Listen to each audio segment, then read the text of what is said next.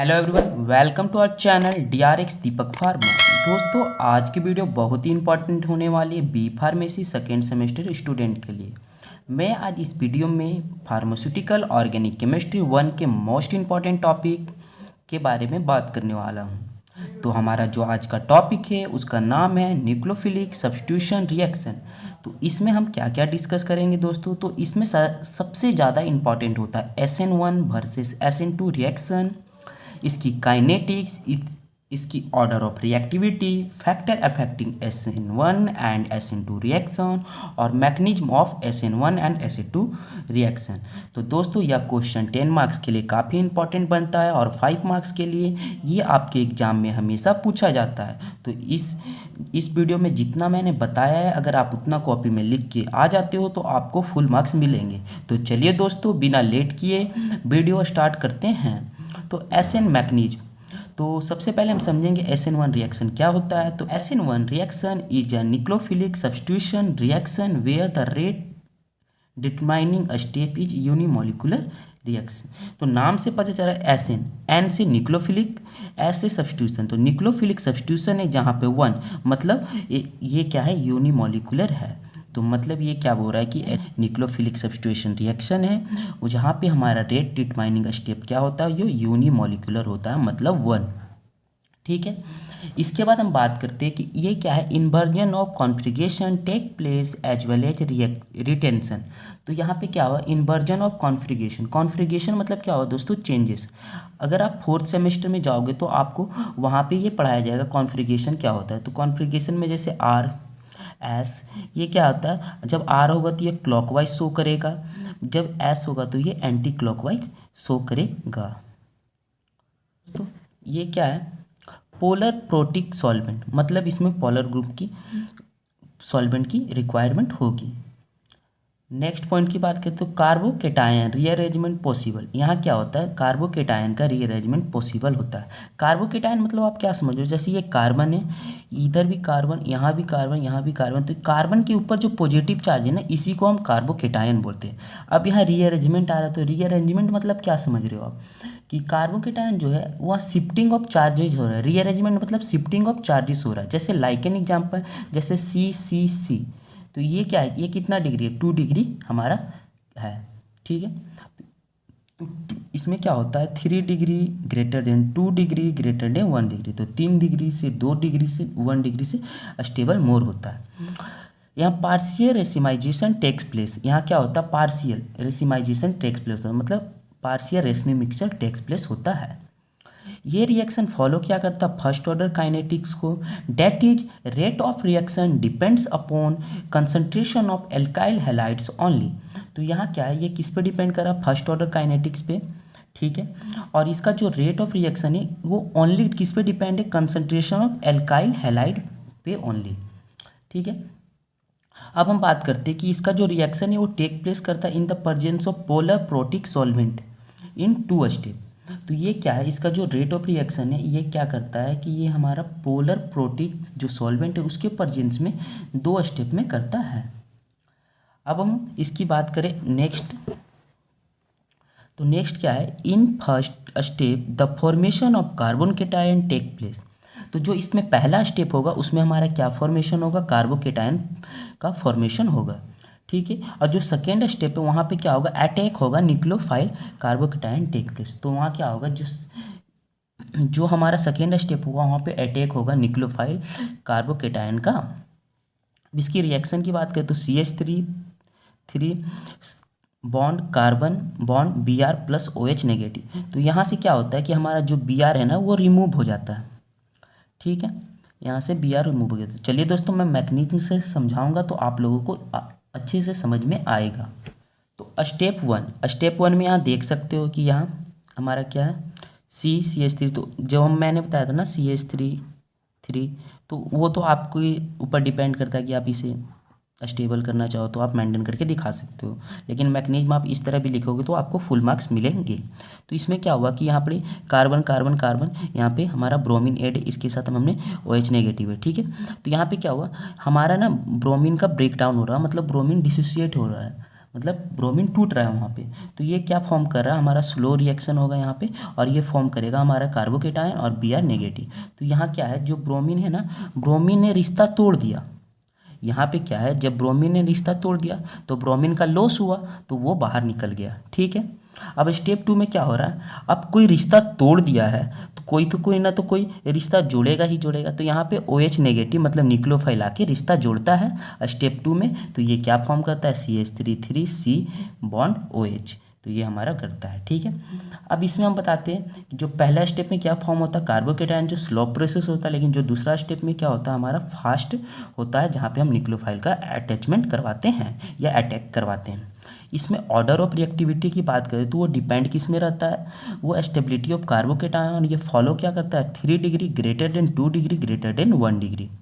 यहाँ allylic benzylic carbocation show greater stability due to resonance. तो जैसे बेंजीन है, बेंजीन में क्या होता है, रिंग होता है, रिंग के कारण क्या होता है, यहाँ stability due to resonance, resonance के कारण जो स्टेबिलिटी है यहाँ पे मोर होता है, मतलब ग्रेटर स्टेबिलिटी शो करता है। अब हम बात करते हैं SN2 रिएक्शन।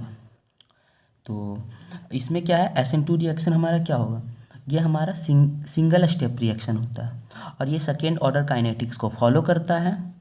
और इसकी रिएक्टिविटी ऑर्डर की बात करें तो 1 degree greater than 2 degree greater then 3 degree. तो इन सभी के बारे में आगे बात करता हूँ। सबसे पहले हम मैकेनिज्म को समझ लेते हैं। तो यहाँ मैकेनिज्म क्या है दोस्तों, देखो यहाँ पे क्या है, सेम उसी तरह है। यहाँ पे हमने क्या किया, यहाँ पीछे से बैक साइड से हम अटैक करवा रहे हैं। इसमें क्या है, स्टेप एक ही हो रहा है, मतलब 1 स्टेप हो रहा है SN2 रिएक्शन। तो इसमें क्या है कि देखो सबसे पहले हमारा ये, ठीक है, तो यहाँ पे जैसे ही हमारा ब्रोमीन टूट रहा है तो वैसे ही तुरंत हमारा न्यूक्लियोफाइल अटैच हो रहा है बैक साइड से। जैसे हमारा ब्रोमीन टूट रहा है उसी तरह हमारा बैक साइड से न्यूक्लियोफाइल का अटैचमेंट हो रहा है। और यहाँ पे क्या होता है, ट्रांजिशन स्टेट फॉर्म होता है और यहाँ पे लास्ट में हमारा प्रोडक्ट बन जाता है SN2 रिएक्शन का। तो यहाँ समझ सकते हो बैक साइड से हमारा अटैक हो रहा है न्यूक्लियोफाइल, बस इतना ही चेंजेस। वहाँ पे क्या था कि वहाँ पे हमारा फ्रंट साइड से अटैक हो रहा था, जिसके कारण 2 स्टेप में हो रहा था दोस्तों। लेकिन यहाँ पे क्या, हम बैक साइड से अटैक करा रहे हैं जिस समय हमारा ब्रोमीन का मतलब टूट रहा है उसी टाइम। यहाँ पे क्या हो रहा है दोस्तों कि अटैक हो रहा है न्यूक्लियोफाइल का from the back side which is opposite to the leaving group. तो यहाँ क्या हो रहा है, बैक साइड में हम अटैच करा रहे हैं न्यूक्लियोफाइल को उसी टाइम। तो अब यहाँ पे हम देखते हैं कि यहाँ क्या होता है, जो Br हमारा है ना वो लिविंग ग्रुप है। Br क्या है, हमारा लिविंग ग्रुप होता है। This manner of attack alter the configuration of the carbon atom. ये जो मैनर है अटैक का, ये क्या करता है, हमारा अलर्ट कर रहा है configuration of the carbon atom, मतलब चेंजेस कर रहे कार्बन एटम को। इसकी काइनेटिक्स की अब हम बात करेंगे तो दोस्तों ये हमारा क्या ये हमारा reaction of second order kinetics को शो करता है। और ये हमारा डिपेंड रहता है, मतलब रेट ऑफ रिएक्शन डिपेंड रहता है concentration of alkyl halide as well as nucleophile. तो यहाँ पे क्या हो रहा है, वहाँ पे क्या था कि वो एल्काइल हैलाइड पे ही डिपेंड था, लेकिन यहाँ पे हमारा एज वेल एज न्यूक्लियोफाइल पे भी डिपेंड है। नेक्स्ट बात करें तो दोस्तों takes place in single step. यहाँ क्या हो रहा है, सिंगल स्टेप मतलब 1 स्टेप रिएक्शन है, लेकिन यहाँ पे क्या हो रहा है, inversion of configuration takes place. यहाँ पे क्या हो रहा है, इन्वर्जन हो रहा है, कॉन्फ़िगरेशन का टेक्स प्लेस कर रहा है। ठीक है, इसकी रिएक्टिविटी की बात करें तो 1 degree greater than 2 degree greater then 3 degree. अब काइनेटिक जो है ना depend on both concentration reactant and nucleophile. यहाँ पे रिएक्टेंट एंड न्यूक्लियोफाइल दोनों पे हमारा जो काइनेटिक्स है वो डिपेंड कर रहा है। कंसंट्रेशन के मतलब आप क्या समझ रहे हो दोस्तों, यहाँ पे ये एल्काइल हैलाइड को शो कर रहा है। ठीक है, अब हम बात करते हैं SN1 एंड SN2 रिएक्शन के।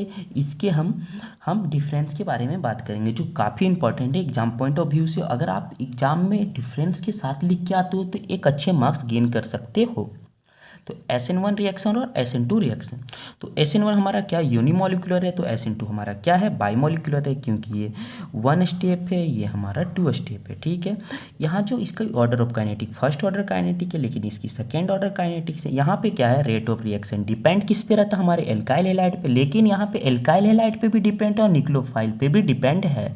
यहाँ क्या हो रहा है, फॉर्मेशन हो रहा है कार्बोकेटायन का, लेकिन यहाँ इन्वर्जन हो रहा है, कार्बन केटायन टेक प्लेस कर रहा है। और यहाँ रिएक्शन जो टेक प्लेस हो रहा है 2 स्टेप में हो रहा है, लेकिन यहाँ सिंगल स्टेप में हो रहा है, मतलब 1 स्टेप में हो रहा है। यहाँ जो है पोलर प्रोटिक सॉल्वेंट एसेंशियल है, जैसे NH3 H2O, ये सारी एसेंशियल है।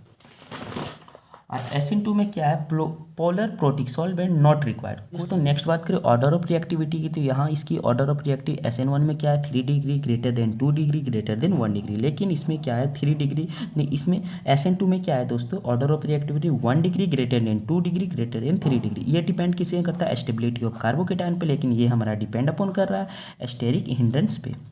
अब फैक्टर अफेक्टिंग हम बात करेंगे दोस्तों किसके बारे में, कि SN1 SN2 के रिएक्शन के। तो सबसे पहला फैक्टर हमारा डिपेंड करता है नेचर ऑफ सबस्ट्रेट या स्ट्रक्चर ऑफ एल्काइल ग्रुप।